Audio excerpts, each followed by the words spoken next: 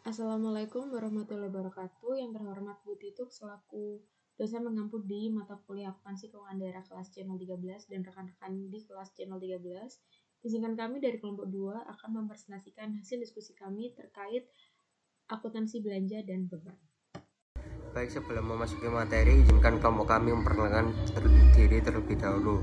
Yang pertama ada Linda Agustina dengan MPM akhiran 024, ada Cici Wulan dengan MPM akhiran 031, ada Adinda Rahmat dengan MPM akhiran 103, ada MC Aris Abid dengan MPM akhiran 134, ada M Fajar dengan MPM akhiran 139, ada Angela Febriana dengan MPM akhiran 250, ada Nabila Iza dengan MPM akhiran 225, ada M Giovanni dengan MPM akhiran 209, dan saya sendiri Muhammad Akil Musafik dengan MPM akhiran 336. Materi yang pertama adalah definisi belanja dan beban. Definisi belanja sendiri itu semua pengeluaran dari rekening kas atau umum atau negara yang mengurangi saldo anggaran lebih dalam periode tahun anggaran bersangkutan yang tidak akan diperoleh pembayaran kembali dan dari pemerintah. Lalu selanjutnya definisi beban, yaitu penurunan manfaat ekonomi selama satu periode akuntansi dalam bentuk arus kas keluar atau berkurangnya aset, atau juga bisa terjadinya kewajiban yang mengakibatkan penurunan ekuitas yang tidak menyangkut pembagian kepada penanam modal. Selanjutnya ada klarifikasi belanja. Klarifikasi belanja untuk tujuan pelaporan keuangan ini menurut PSAP nomor 2 paragraf 36 sampai 40 dikelompokkan menjadi 4, yaitu belanja operasi, belanja modal, belanja lain-lain atau belanja tak terduga, dan transfer keluar. Nah, selanjutnya, namun berdasarkan Permendagri nomor 13 tahun 2006, sebagaimana telah diubah dengan Permendagri nomor 59 tahun 2007 dan Permendagri nomor 21 tahun 2011, belanja dikelompokkan menjadi 2, yaitu pertama belanja tidak langsung yang meliputi belanja pegawai, belanja bunga, belanja subsidi, belanja hibah, bantuan sosial, belanja bagi hasil, bantuan keuangan, dan belanja tidak terduga. Lalu yang kedua ada belanja langsung, yaitu ada beberapa aspek: belanja pegawai, belanja barang dan jasa, dan belanja modal. Selanjutnya akan dijelaskan oleh rekan saya. Klasifikasi beban. Berdasarkan Pernyataan Standar Akuntansi Pemerintahan Nomor 12, beban diklasifikasikan menurut klasifikasi ekonomi, yang mana pada prinsipnya mengelompokkan berdasarkan jenis beban. Yang pertama ada klasifikasi ekonomi untuk pemerintahan pusat, yaitu ada beban pegawai, beban barang, beban bunga, beban subsidi, beban hibah, beban bantuan sosial, beban penyusutan aset tetap atau amortisasi, beban transfer, dan beban lain-lain. Lalu pada klasifikasi beban ekonomi untuk pemerintah daerah, yaitu ada beban pegawai, beban barang, beban bunga, beban subsidi, beban hibah, beban bantuan sosial, beban penyusutan aset tetap atau amortisasi, beban transfer, dan beban tak terduga. Untuk pengakuan belanja dan beban, biaya itu merupakan sejumlah kas atau setara kas yang dibayarkan untuk memperoleh suatu aset. Sedangkan beban itu merupakan biaya yang sudah terjadi. Dan tidak semua biaya itu dapat langsung dibebankan apabila biaya tersebut memiliki periode lebih dari 1 tahun. Pengakuan belanja untuk laporan realisasi anggaran menjelaskan bahwa belanja diakui pada saat terjadinya pengeluaran dari rekening kas umum negara atau daerah, khususnya pengeluaran melalui bendahara pengeluaran. Pengakuannya terjadi pada saat pertanggungjawaban atas pengeluaran tersebut disahkan oleh unit yang mempunyai fungsi pembendaharaan. Kemudian pengakuan beban untuk laporan operasional. Beban diakui pada saat timbulnya kewajiban, terjadinya konsumsi aset, terjadinya penurunan manfaat ekonomi atau potensi jasa. Beban harus sudah diakui apabila suatu entitas sudah memperoleh manfaat ekonomi walaupun entitas tersebut belum melakukan pembayaran, tapi telah timbul kewajiban untuk membayar. Contoh dari pengakuan ini tuh adalah pembayaran air, listrik, dan telepon. Kemudian untuk pengakuan beban pada PPKD itu terdapat beban bunga yang merupakan alokasi pengeluaran pemerintah daerah untuk pembayaran bunga yang dilakukan atas kewajiban penggunaan pokok utang, termasuk beban pembayaran biaya-biaya yang terkait dengan pinjaman dan hibah yang diterima pemerintah daerah seperti biaya komitmen fee dan biaya denda. Untuk beban subsidi merupakan pengeluaran atau alokasi anggaran yang diberikan pemerintah daerah kepada perusahaan atau lembaga tertentu. Untuk beban hibah merupakan beban yang diberikan pemerintah dalam bentuk uang, barang, atau jasa kepada pemerintah daerah lainnya, perusahaan daerah, masyarakat, dan organisasi kemasyarakat yang bersifat tidak wajib. Untuk beban bantuan nasional merupakan beban pemerintah daerah yang dalam bentuk uang atau barang yang diberikan kepada individu, keluarga, kelompok, atau masyarakat yang sifatnya tidak secara terus-menerus. Untuk beban penyisihan piutang merupakan cadangan yang harus dibentuk sebesar persentase tertentu dari akun piutang terkait ketertagihan piutang. Untuk beban transfer itu merupakan beban yang berupa pengeluaran uang atau kewajiban untuk mengeluarkan uang dari pemerintah daerah kepada entitas pelaporan lainnya yang diwajibkan.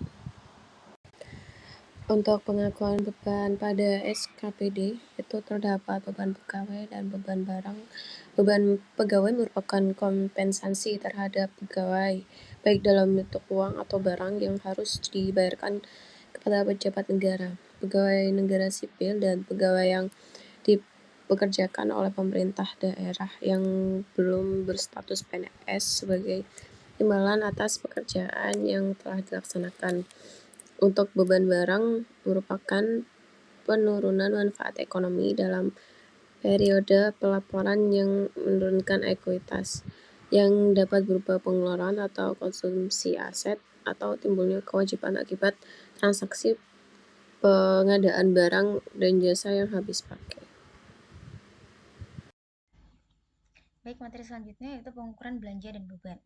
Menurut Teddy Nordiawan, pengukuran belanja atau beban yang menggunakan basis kas maupun akrual diakui dalam laporan keuangan sebesar nilai wajar yang akan dibayarkan atau yang akan dibayarkan. Nilai wajar yang dimaksud di sini adalah nilai yang seharusnya dibayar atau yang kurang dibayarkan. Menurut PP nomor 71 tahun 2010, belanja diakui sebesar jumlah kas yang dikeluarkan dari rekening kas umum negara atau daerah. Akuntansi belanja dilaksanakan berdasar asas bruto, yaitu prinsip akuntansi yang mewajibkan pencatatan penerimaan secara keseluruhan dan diukur berdasar nilai nominal yang dikeluarkan dan tercantum dalam dokumen pengeluaran yang sah. Beban menurut PSAP nomor 12 paragraf 32 diakui pada saat A. Timbulnya kewajiban, B. Terjadinya konsumsi aset, C. Terjadinya penurunan manfaat ekonomi atau potensi jasa. Pengukuran beban dari transaksi non-pertukaran diukur sebesar aset yang digunakan atau dikeluarkan yang pada saat perolehan tersebut diukur dengan nilai wajar. Sedangkan pengukuran beban dari transaksi pertukaran diukur dengan menggunakan harga sebenarnya atau actual price yang dibayarkan ataupun yang menjadi tagihan sesuai dengan perjanjian yang telah membentuk harga.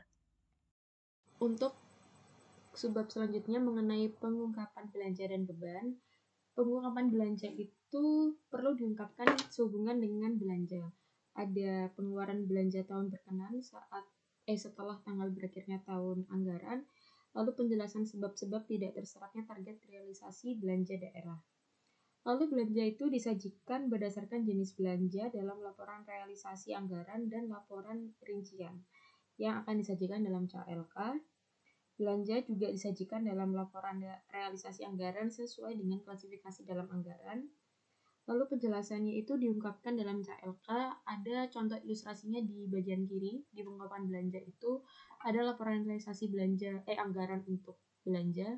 Contoh langsung di belanja modal itu anggaran tahun 2011 ada 350 juta dan di realisasinya ada 250 juta sehingga ada selisih 100 juta. Selisih itu yang sebesar 100 juta adalah untuk merealisasi belanja modal dibandingkan anggarannya. Selisih lebih ini juga disebabkan terjadi efisiensi dalam pengadaan barang, khususnya dalam harga barang. Realisasi harga barang itu akan lebih rendah bila dibandingkan dengan asumsi pada saat penyusunan anggaran. Lalu selanjutnya ada pengungkapan belanja. Pengungkapan belanja ini berdasarkan jenis beban dalam laporan operasional dan rincian lebih lanjut jenis belanja yang disajikan dalam CLK. Ada ilustrasinya, ada di jumlah tahun 2011-2010. Lalu catatan atas laporan keuangan itu pasti akan karena 2010-nya 450 juta dan tahun 2011 ini 500 juta, jadi ada kenaikan beban pegawai sebesar 50 juta. Lalu di beban persediaan ini, beban persediaan ATK yang terjadi di tahun 2011. Lalu ada beban pemeliharaan sebesar 300 juta sesuai dengan tahun sebelumnya merupakan beban pemeliharaan jalan. Baik, di sini saya akan menjelaskan mengenai prosedur akuntansi belanja dan beban PPKD.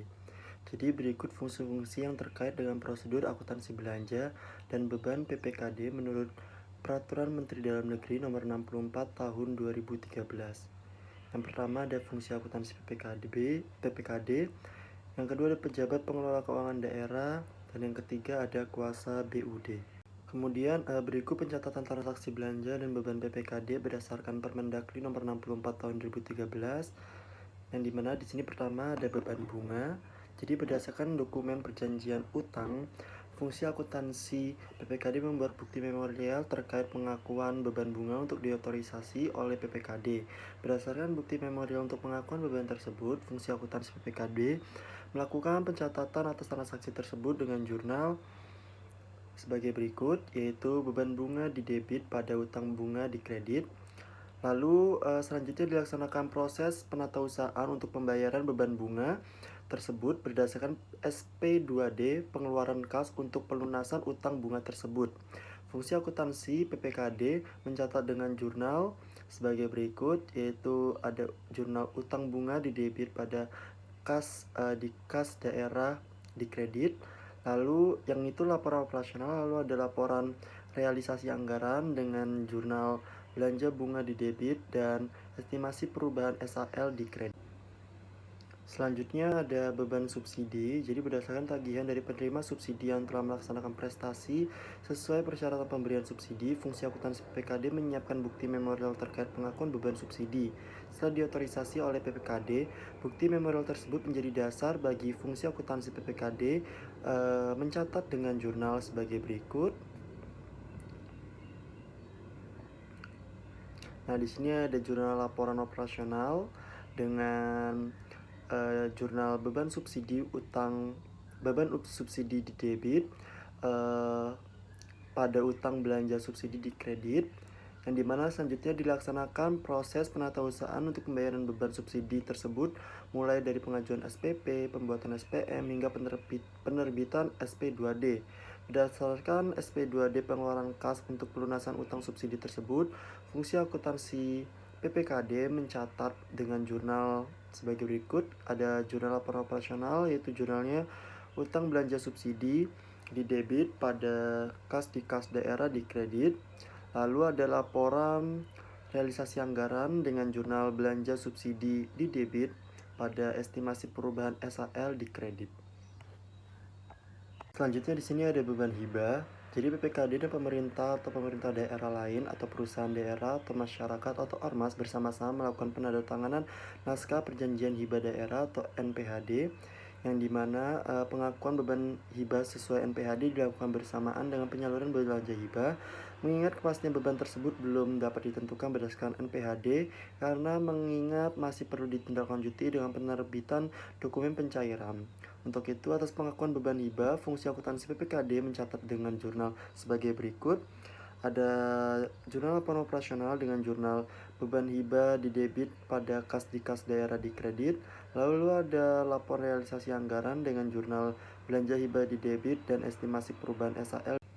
Selanjutnya ada beban bantuan sosial, yang dimana realisasi beban bantuan sosial dilakukan melalui proses penatausahaan yang dimulai dari pengajuan SPP, pembuatan SPM, hingga penerbitan SP2D. Berdasarkan SP2D pembayaran beban bantuan sosial tersebut, fungsi akuntansi PPKD mencatat dengan jurnal. Ada yang pertama laporan operasional dengan jurnal beban bantuan sosial di debit pada kas di kas daerah di kredit. Lalu ada laporan realisasi anggaran dengan jurnal belanja bantuan sosial di debit pada estimasi perubahan SAL di kredit. Selanjutnya ada beban transfer, yang dimana pengakuan beban transfer bersamaan dengan penyaluran dana transfer dari RKUD. Berdasarkan peraturan kepala daerah tentang penetapan belanja transfer yang terkait, fungsi akuntansi PPKD membuat pengakuan beban transfer berdasarkan bukti penyaluran memorial tersebut. Fungsi akuntansi PPKD mencatat dengan jurnal, yaitu adalah laporan operasional dengan jurnal beban transfer di debit pada kas daerah di kredit. Lalu ada laporan realisasi anggaran dengan jurnal transfer di debit pada estimasi perubahan SAL di kredit. Selanjutnya di sini ada berikut ilustrasi transaksi belanja dan beban di PPKD dengan case, misalnya pada tanggal 28 Mei 2013 diterbitkan SP2D untuk bantuan sosial kepada masyarakat setempat sebesar 100 juta rupiah, yang dimana berikut jurnal atas transaksi tersebut.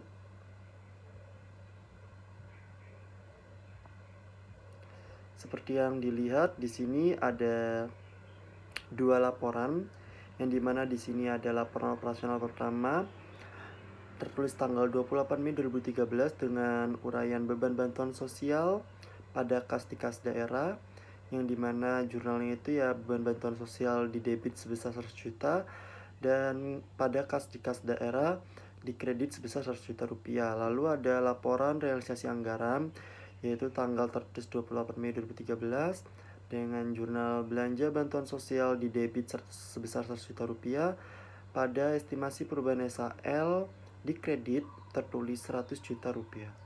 Baik, di sini saya akan menjelaskan bagaimana prosedur akuntansi belanja dan beban SKPD. Berikut fungsi-fungsi yang terkait dengan prosedur akuntansi berbelanja dan beban SKPD menurut Permendagri nomor 64 tahun 2013. Yang pertama adalah kuasa bendahara umum daerah atau yang biasa disebut BUD. Yang kedua, pejabat pengusahaan keuangan yang disebut PPK SKPD. Dan yang ketiga adalah penggunaan anggaran dan kuasa pengguna anggaran. Dalam prosedur pembayaran, belanja dikelompokkan menjadi dua, yaitu yang pertama belanja uang persediaan atau penggantian uang atau tambahan uang, dan yang kedua belanja langsung. Belanja langsung dikelompokkan menjadi dua, yaitu belanja langsung gaji dan belanja langsung untuk non gaji.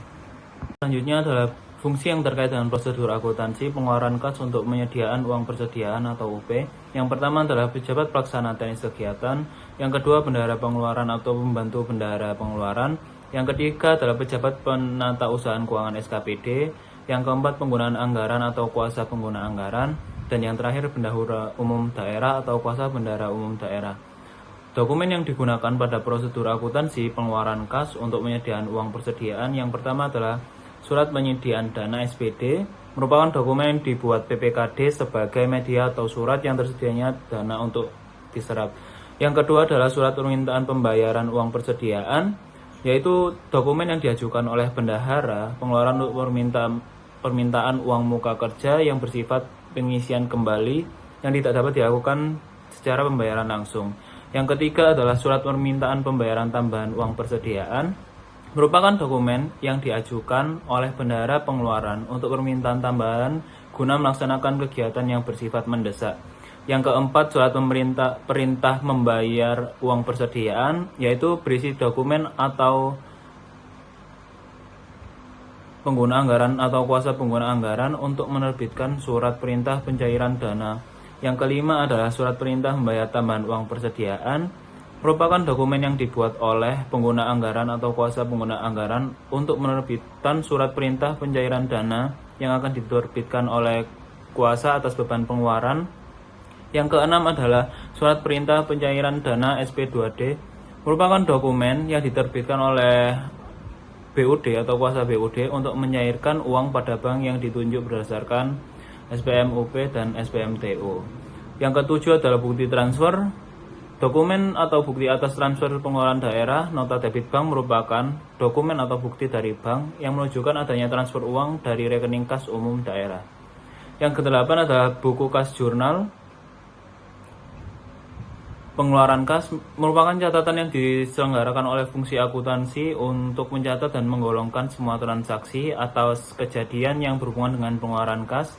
Yang kesembilan adalah buku besar, merupakan catatan yang diselenggarakan oleh fungsi akuntansi untuk mencatat peringkasan atau semua transaksi yang terjadi. Yang terakhir adalah buku besar pembantu, merupakan catatan yang diselenggarakan oleh fungsi akuntansi untuk mencatat transaksi-transaksi atau kejadian yang berisi rincian akun untuk setiap rekening yang dianggap perlu. Selanjutnya adalah belanja dan beban barang dan jasa. Akuntansi belanja, jasa. Terdapat dua jenis pencatatan untuk laporan operasional dan realisasi anggaran. Yang pertama, pembelian barang.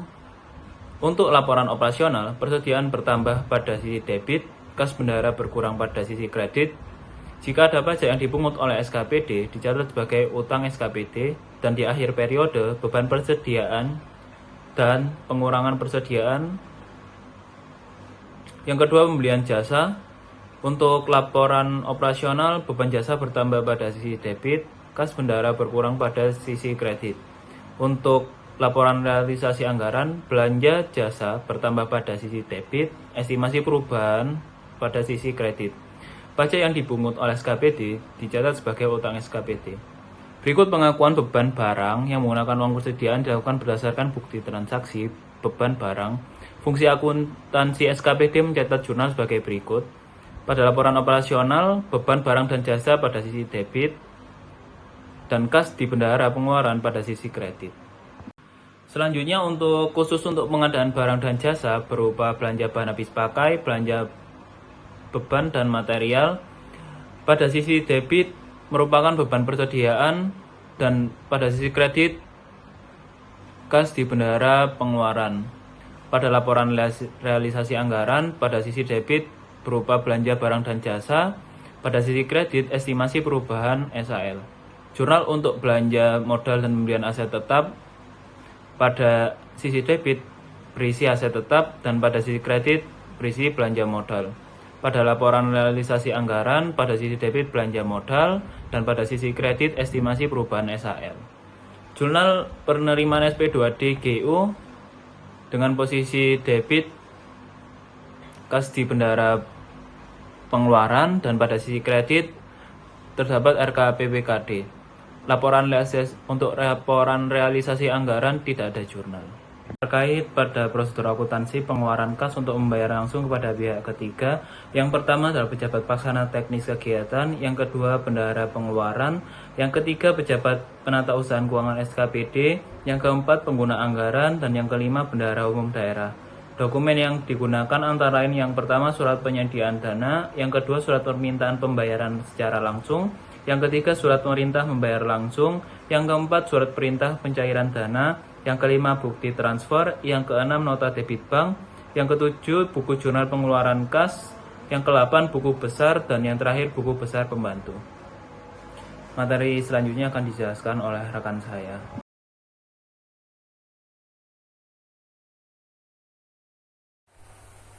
Yang selanjutnya ada koreksi belanja dan beban. Koreksi dapat disebabkan atas beberapa kemungkinan, yaitu yang pertama ada kesalahan klasifikasi belanja atau beban, yang kedua ada kesalahan pencatatan nilai belanja atau beban, dan yang ketiga ada pengembalian belanja atau beban. Kesalahan dikelompokkan dalam dua jenis bila ditinjau dari sifat kejadian, antara lain yang pertama ada kesalahan tidak berulang. Kesalahan tidak berulang ini adalah kesalahan yang diharapkan tidak akan terjadi kembali. Kesalahan tidak berulang dikelompokkan menjadi dua, yaitu kesalahan tidak berulang yang terjadi pada periode berjalan, yang kedua kesalahan tidak berulang yang terjadi pada periode sebelumnya. Kemudian yang kedua ada kesalahan berulang dan sistematik. Kesalahan berulang dan sistematik adalah kesalahan yang disebabkan sifat alamiah atau normal dari jenis-jenis transaksi tertentu yang diperkirakan akan terjadi secara berulang. Contohnya yaitu penerimaan pajak dari wajib pajak yang memerlukan koreksi sehingga perlu dilakukan restitusi atau tambahan pembayaran dari wajib pajak. Yang selanjutnya koreksi kesalahan. Yang pertama, koreksi kesalahan yang tidak terulang yang terjadi pada periode berjalan, baik yang mempengaruhi posisi kas maupun yang tidak, dilakukan dengan pembetulan pada akun yang bersangkutan dalam periode berjalan, baik pada akun belanja maupun akun beban. Yang kedua, koreksi kesalahan yang tidak berulang yang terjadi pada periode sebelumnya dan mempengaruhi posisi kas. Jadi apabila laporan keuangan periode tersebut belum diterbitkan, maka dilakukan dengan pembetulan pada akun yang bersangkutan, baik pada akun belanja maupun pada akun beban. Yang ketiga, koreksi kesalahan atas pengeluaran belanja, sehingga mengakibatkan penerimaan kembali belanja yang tidak berulang yang terjadi pada periode-periode sebelumnya dan menambah posisi kas. Apabila laporan keuangan pada periode tersebut sudah diterbitkan, maka dilakukan dengan pembetulan pada akun pendapatan lain-lain. Dalam hal mengakibatkan pengurangan kas, dilakukan dengan pembetulan pada akun saldo anggaran lebih. Kemudian yang keempat, koreksi kesalahan atas beban yang tidak berulang, sehingga mengakibatkan pengurangan beban yang terjadi pada periode-periode sebelumnya dan mempengaruhi posisi kas dan tidak mempengaruhi secara material posisi aset selain kas. Apabila laporan pada periode tersebut sudah diterbitkan, dilakukan dengan pembetulan pada akun pendapatan lain-lain atau LO atau ekuitas. Yang selanjutnya ada tabel perlakuan koreksi atas belanja atau beban. Yang pertama, koreksi atas belanja. Yang pertama, kesalahan klasifikasi. Jika terjadi di tahun sebelumnya, maka tidak dilakukan jurnal koreksi. Jika terjadi di tahun yang sama, dilakukan koreksi ke kode belanja yang sesuai. Kemudian, kesalahan pencatatan nilai pada belanja. Jika terjadi di tahun sebelumnya, dilakukan koreksi ke saldo anggaran lebih. Jika terjadi di tahun yang sama, dilakukan koreksi atas kekurangan atau kelebihan jumlah ke kode rekening yang terkait. Kemudian yang ketiga ada pengembalian belanja. Jika terjadi di tahun sebelumnya, dicatat sebagai lain-lain WAD yang sah. Jika terjadi di tahun yang sama, dicatat sebagai pengurang belanja. Kemudian ada tabel koreksi atas beban basis akrual. Yang pertama, kesalahan klasifikasi. Jika terjadi di tahun sebelumnya, tidak dilakukan jurnal koreksi. Jika terjadi di tahun yang sama, dilakukan koreksi ke kode beban yang sesuai. Kemudian kesalahan pencatatan nilai pada beban. Jika terjadi di tahun sebelumnya, dilakukan koreksi ke ekuitas. Jika terjadi di tahun yang sama, dilakukan koreksi atas kekurangan atau kelebihan jumlah ke kode rekening yang terkait. Kemudian ada pengembalian beban. Jika terjadi di tahun sebelumnya, maka dilakukan koreksi ke ekuitas. Jika terjadi di tahun yang sama, dicatat sebagai pengurang beban. Yang selanjutnya akan dijelaskan oleh rekan saya. Baik, untuk selanjutnya ada penyesuaian pada akhir tahun. Nah, pada akhir periode akuntansi ada beberapa perkiraan yang harus dilakukan penyesuaian, diantaranya pada saat kewajiban timbul karena adanya beban yang masih harus dibayar atau terjadinya konsumsi aset atau terjadinya penurunan manfaat ekonomi atau potensi jasa. Walaupun tidak terjadi pengeluaran kas, jurnal atas transaksi konsumsi aset diakui dengan bertambahnya beban aset yang dicatat di sisi debit dan berkurangnya aset yang dicatat di sisi kredit dengan nilai nominal aset yang sudah digunakan atau terpakai. Untuk beban di baris muka, jurnal untuk penyesuaian LO atau laporan operasional, debit beban di baris muka, kredit kas RKUN atau bendara pengeluaran. Baik, untuk selanjutnya ada penyesuaian pada akhir tahun. Nah, pada akhir periode akuntansi ada beberapa perkiraan yang harus dilakukan penyesuaian, diantaranya pada saat kewajiban timbul karena adanya beban yang masih harus dibayar atau terjadinya konsumsi aset atau terjadinya penurunan manfaat ekonomi atau potensi jasa. Walaupun tidak terjadi pengeluaran kas, jurnal atas transaksi konsumsi aset diakui dengan bertambahnya beban aset yang dicatat di sisi debit dan berkurangnya aset yang dicatat di sisi kredit dengan nilai nominal aset yang sudah digunakan atau terpakai. Untuk beban di baris muka, jurnal untuk penyesuaian LO atau laporan operasional, debit beban di baris muka, kredit kas RKUN atau bendara pengeluaran. Sekian hasil presentasi kami di bab akuntansi belanja dan beban. Kurang lebihnya dari kelompok kami mohon dimaafkan. Terima kasih semuanya. Assalamualaikum warahmatullahi wabarakatuh.